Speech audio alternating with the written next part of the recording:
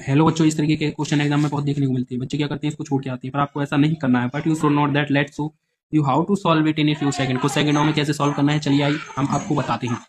3 tan theta equals to 5 है, तो 6 sin theta minus 3 cos theta upon 7 sin theta plus 3 cos theta का मान क्या होगा। This question is a very important and very simple. tan theta equals to 5/3 है, लिख सकते हैं ना इसको ऐसे। तो आप लोगों को पता है या आप लोग जानते हैं, आप लोगों ने फॉर्मूला पढ़ा होगा कि tan थीटा इक्वल्स टू होता है sin थीटा अपॉन में cos थीटा, होता है ना। तो sin थीटा पर में cos थीटा, sin थीटा की वैल्यू 5 हो जाएगी, cos थीटा की वैल्यू 3 हो जाएगी। और इसी ही वैल्यू को हम यहाँ पे पुट कर देंगे। जब आप लोग पुट कर देंगे sin theta 6 into 5, 3 cos theta की वैल्यू 3 है, 3 into 3 7 into 5 plus 3 into 3, 6 into 5 13, 3 into 3 9 minus 9 और 7 इंटू 5 35 प्लस 3 इंटू 3 9। तो जब सॉल्व करेंगे तो 21/44 आ जाएगा।